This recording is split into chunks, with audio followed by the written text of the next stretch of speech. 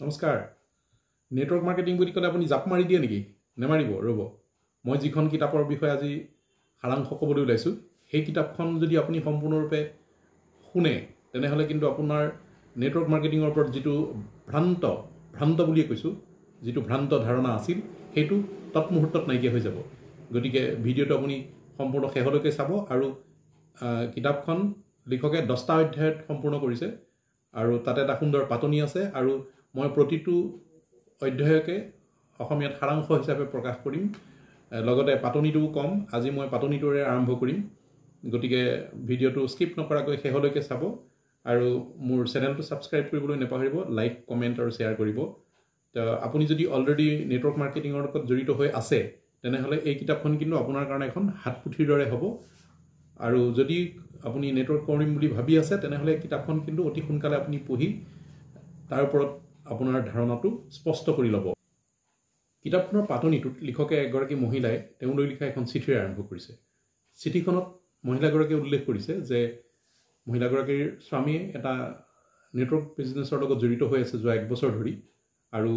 তেওঁ কয় যে সেই বিজনেছটো তেওঁ নিজা মানুহগৰাকী কথাটোত আচৰিত হয় যে বিজনেছটো যদি তেওঁৰ নিজা হয় তেনেহ'লে কোম্পানীয়ে যিটো ভিটামিন মিনাৰেল ছাপ্লিমেণ্ট বনাইছে বিক্ৰী কৰিবৰ কাৰণে তেনেহ'লে তাততো তেওঁৰ নাম লিখা থাকিব কোটা তেওঁৰ নাম নাই তেনেহ'লে কেনেকৈ নিজা হ'ব লগতে মানুহগৰাকীয়ে কয় যে ওপৰৰ মানুহখিনিয়ে তেওঁক কাম কৰিবলৈ বাধ্য কৰায় আৰু তেওঁৰ কথা কোনো পধ্যে নুশুনে আৰু কিয় চাগে তেওঁ অভিযোগ কৰিছে যে তেওঁৰ কিতাপবোৰ পঢ়ি তেওঁ ইমান দৃঢ় হৈ পৰিছে যে বিজনেছটো তেওঁ কৰিবই আৰু তেওঁ যিকোনো প্ৰকাৰে ছাকচেছ হ'বই মানুহগৰাকীয়ে স্বামীক সেই ব্যৱসায়টো এৰিবলৈ কয় আৰু নিজাকৈ এটা ব্যৱসায় আৰম্ভ কৰিবলৈ কয় কিন্তু মানুহজনে কোনো পধ্যে সেই কথাটো নুশুনে তেতিয়া মানুহগৰাকীয়ে অৱশ্যে উল্লেখ কৰিছে যে নাজানো মোৰ ধাৰণাটো কিমান শুদ্ধ কাৰণ আজিলৈকে মই আপোনাৰ এখনো কিতাপ পঢ়ি পোৱা নাই গতিকে মই যদি ভুল সেই কথাটো মোৰ জানিলে মোৰ ভাল লাগিব মনটো গতিকে আপোনাৰ সঁহাৰি বিচাৰিলোঁ তাৰপিছত লিখকে কৈছে যে এনেকুৱা ধৰণৰ অসংখ্য চিঠি তেওঁৰ অফিচত ভৰ্তি হৈ থাকে কিন্তু তাৰ ভিতৰত এই চিঠিখন সিলেক্ট কৰাৰ একমাত্ৰ কাৰণ হৈছে যে সকলোবোৰ চিঠিৰে কিন্তু এক প্ৰশ্ন সেই একেটাই তাৰপিছত লিখকে কৈছে যে তেওঁৰ অফিচটো এনেকুৱা ধৰণৰ অসংখ্য চিঠিৰে ভৰ্তি হৈ থাকে সকলোৰে উত্তৰ দিয়াৰ সম্ভৱো নহয় আৰু সকলোবিলাকৰ ভিতৰত তেওঁ এই চিঠিখন বাছি লোৱাৰ কাৰণ হিচাপে উল্লেখ কৰিছে যে এই প্ৰশ্নটো বা মানুহগৰাকীয়ে কৰা প্ৰশ্নবোৰ এটা সাৰ্বজনীন প্ৰশ্ন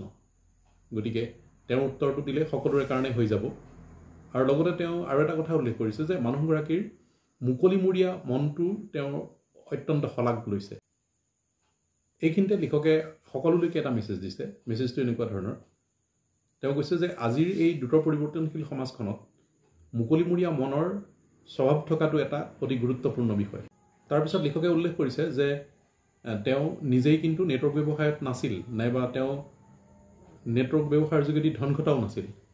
তেনেহ'লে তেওঁ কিয় লোকক নেটৱৰ্ক ব্যৱসায় কৰিবলৈ পৰামৰ্শ দিয়ে নাইবা তেওঁ কিয় লোকক নেটৱৰ্ক ব্যৱসায় কৰিবলৈ উদ্গনি দিয়ে সেই প্ৰশ্নৰ উত্তৰ হিচাপে তেওঁ এই কিতাপখন লিখিছে আৰু এই কিতাপখনৰ প্ৰতিটো পৃষ্ঠাতে প্ৰতিটো অধ্যায়তে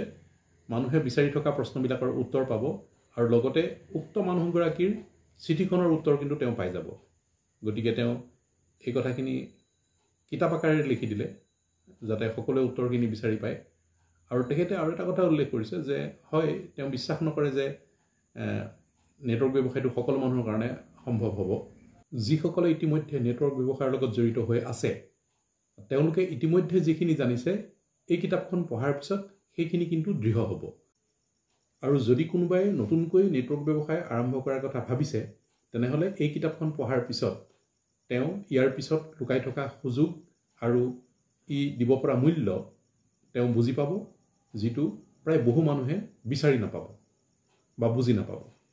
গতিকে শেষত তেওঁ এইটো কৈছে যে নেটৱৰ্ক মাৰ্কেটিঙে কেৱল আপোনাক কেইটামান এক্সট্ৰা মানি দিয়াৰ উপৰিও আৰু বহুত কিবা কিবি দিব পাৰে